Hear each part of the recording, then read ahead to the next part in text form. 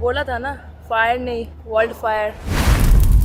তো ভাই আজকেটা কি ম্যাচ দেখলাম ভাই, লিটারালি ভাই, মানে ডাব্লিউপিএল এর যে স্টার্ট হয়ে গেছে বোঝা যাচ্ছে ভাই, ইনক্রেডিবল ম্যাচ ভাইটা, কি ম্যাচ। মানে একটা জিনিস চল আস্তে আস্তে সব কিছু তোমার ডিটেলসে বলি, এবং শেষে একটা জিনিস বলবো, সেটা হলো আজকের ম্যাচে 3টে বড় রেকর্ড হয়েছে, ঠিক আছে? তো সেই রেকর্ডগুলো নিয়েও আলোচনা করব, এবং চলো মানে অনেক কিছু আছে ভাই ভেতরে বলার জন্য এই ম্যাচটা নিয়ে। চলো স্টার্ট করা যাক। দেখো, ফার্স্ট অফ অল আজকের ম্যাচ একটা পরিষ্কার একটা জিনিসের উদাহরণ, সেটা হলো টিম ওয়ার্ক কাকে বলে, এবং যদি তোমার টিম কোনো নির্দিষ্ট কিছু সামান্য নির্দিষ্ট কিছু প্লেয়ারের উপর নির্ভর থাকে তাহলে কি হয়, এটার পরিষ্কার উদাহরণ। তুমি ফার্স্টে গুজরাটকে দেখে নেবে, গুজরাটের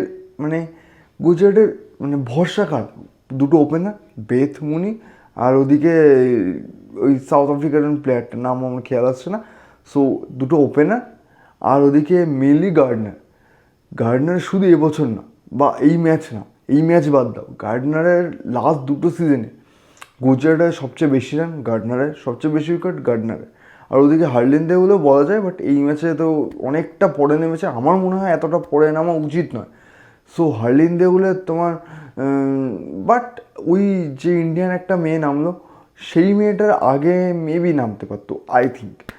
এই 4টে প্লেয়ার ভাই, এই 4টে প্লেয়ারকে তুমি কোনোভাবে আটকে দাও, ব্যাস শেষ, টিম শেষ, টিমের কিচ্ছু নেই। মানে আজকে তুমি একটা জিনিস দেখো, আজকে গুজরাট যে ম্যাচে এলো বা ম্যাচ থেকে বেরিয়ে গেলো, এই পুরো ব্যাপারটা কিন্তু একজনের উপর নির্ভর আসবে, গার্ডনারের উপর। গার্ডনার যখন ব্যাটে আসলো, একটা অ্যাভারেজ চলছিল খেলা, লাস্টে যেই পরপর ওভারে মানে উদুম মারা শুরু করেছিল, সো তখন পুরো ম্যাচ আলাগই লেভেলে চলে গেলো। আর মেয়েদের ম্যাচে 200 রানটা অনেকটা রান, ঠিক আছে? তো ওইদিকে তোমার যেই বলিংয়ে আসলো ম্যাচের মানে সেকেন্ড ইনিংসের সেকেন্ড ওভারে বল আসলো, ফার্স্ট ওভারই 2 উইকেট নিয়ে বেরিয়ে গেল, আর দুটো ওপেনার নিয়ে বেরিয়ে গেল ভাই, ব্যাঙ্গার ভাই। মানে লিটারালি ম্যাচ পুরো ওই সাইডে চলে গেছে। দেখো মানছি এখনও পেরিয়ে আছে, রিচা আছে, আমি সেই সিচুয়েশানে দাঁড়িয়ে, পেরিয়ে আছে, রিচা আছে, এখনও তোমার প্লেয়ার আছে আমাদের কাছে, বাট তাও দুটো ওপেনার, তাও যেখানে স্মৃতির মতো প্লেয়ার আছে, সেখানেও দুটো ভালো ওপেনার ফটাফট চলে গেলে তো মনে হবেই না। সো সেখানে দাঁড়িয়ে তারপরে মানে এবার এখানে আরসিবির কথায় আসছি, আরসিবি কত সুন্দর একটা টিম ওয়ার্ক দেখো। মানে প্রথমে তোমার বোলাররা করেছে, আর মেয়েদের ম্যাচে আমি একটা জিনিস দেখেছি, মেয়েদের ম্যাচে মিসফিল্ড হয়, একটু বেশি হয় ছেলেদের থেকে মিসফিল্ডটা। তারপরে এখানে বলিংয়ের পরে ব্যাটিংয়ে যখন শুরু হলো, যেই পরপর দুটো উইকেট পড়ে গেল, দেন ওদিকে অ্যালিসা পেরি আর রাঘবি বিস্ট, ভাই রাঘবি বিস্ট প্লেয়ারটাকে মানে ইন্ডিয়ার হয়েও ম্যাচ খেলেছে, একটা দুটো ম্যাচ খেলেছে, সেখানেও দেখেছি, হ্যাঁ এটুকুনি বোঝা যায় প্লেয়ারটার ভেতর পোটেনশিয়াল আছে, শুধু এবারে নিজেকে যাচাই করা বা নিজেকে আরও ঘষা মাজা করাটা বাকি আছে।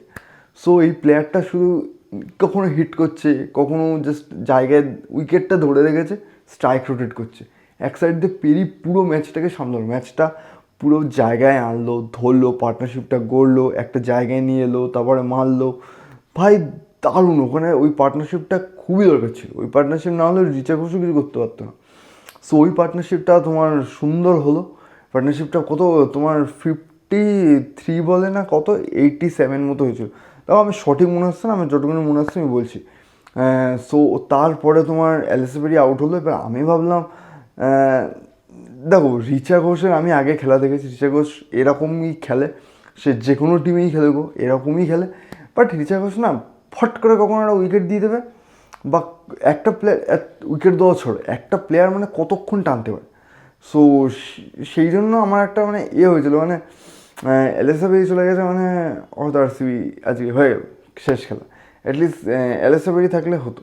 সো রাঘবি বিস্ট ওখানে ছোটো ইনিংস খেলেছে, বাট খুবই ইম্পর্টেন্ট ইনিংস ছিল, ওখানে যদি ফট করে উইকেট দিয়ে দিত পুরো চাপ হয়ে যেত, একদিকে অ্যালিসা পেরির উপর পুরো চাপ, ওদিকে উইকেট ধরতে হবে, ওদিকে রান আসছে না, ওদিকে রিকোয়ার্ড রান রেট বেড়ে যাচ্ছে, সব মিলিয়ে জগা খিচুড়ি হতো। সো ভালো, প্লেয়ারটা খুবই ভালো। ওদিকে তোমার গেল দুজনই পরপর গেল, এবং তারপরে নামলো হলো রিচা ঘোষ এবং তার সাথে কণিকা অচলা। ভাই ভাই কণিকা অচলার আমি খেলা খুব একটা দেখিনি, যেটা কমেন্ট্রিতে শুনছিলাম নাকি তোমার পাঞ্জাবের হয়ে খেলে, এবং যেরকম পজিশনে আরসিবির হয়ে নেমেছিল সেরকম পজিশনেই পাঞ্জাবের হয়ে ব্যাটিং করতে নামে।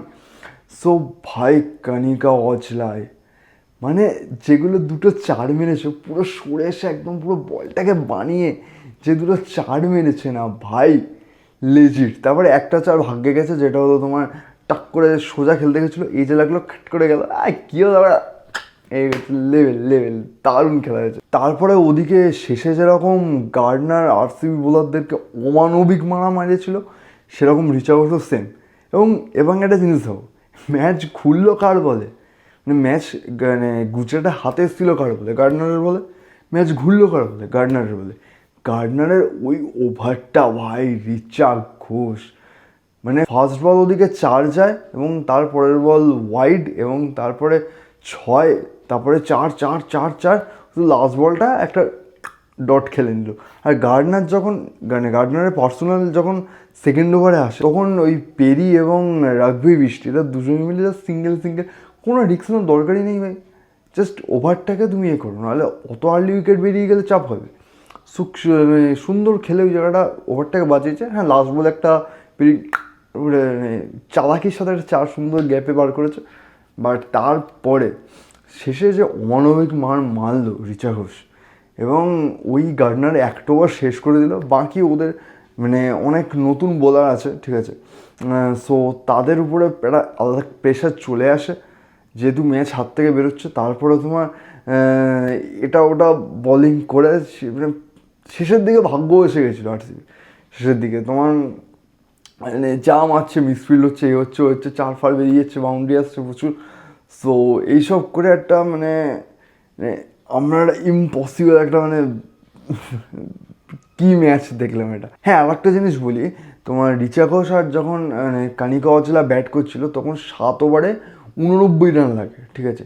সেখান থেকে 9 বল থাকতে ভাই জিতে গেছে। Can you believe it? 9 ball থাকতে ভাই, ইনক্রেডিবল ম্যাচ ভাই এটা। সো যে রেকর্ডগুলো মোটামুটি আমি বলছিলাম হয়েছে, সেই রেকর্ডগুলো তোমার ফার্স্ট তো তোমার WPL-এ আজ অবধি 200 রান চেজ হয়নি, 200 রান চেজ হয়ে গেছে ভাই, সিরিয়াসলি। তারপরে তোমার ওদিকে একটা সিঙ্গেল ম্যাচে ভাই 400+ রান হয়েছে, প্লাস কোনো একজন সিঙ্গেল প্লেয়ার 8টা 6 মেরেছে, 8টা। তোমার গার্ডনার ভাই 8টা 6, 3টে 4, নেক্সট লেভেলে। তো যাই হোক, লাস্টে ম্যাচের শেষে আমি একটা কথাই বলবো, দেখো প্রতিটা মানুষ কোনো না কোনো টিমকে সাপোর্ট করে, সো আমার একটা আরসিবির প্রতি একটা সফট কর্নার আছে। সো যাই হোক, বাট তাও আরসিবি এবং গুজরাট দুজন নেই, যে লেভেলের ক্রিকেট খেলেছে না ভাই, লিটারেলি মানে ভাই মজা এসে গেছে ভাই। মানে লিটারেলি মনে হলো না মানে সে WPL, তারপরে এর শেষ হলে IPL শুরু হয়েছে, এই মৌসুম স্টার্ট হয়ে গেছে ভাই, দারুণ। এরকমই ম্যাচ এক্সপেক্ট করবো WPL-এ আরও। কালকে তোমার দিল্লি আর মুম্বাইয়ের খেলা আছে। আর আমি লাস্ট ভিডিওতে আমি বলেছিলাম যে এবছর সবচেয়ে স্ট্রং টিম আমার আরসিবি লাগছে, তাছাড়া মুম্বাই স্ট্রং আছে। সো দেখো আমি ভুল নয়। সো কালকেও দেখা যাক মুম্বাই কীরকম খেলে। কালকে দিল্লির সাথে মুম্বাইয়ের খেলা আছে। তো চলো, বাই বাই, দেখা হচ্ছে নেক্সট ভিডিওতে।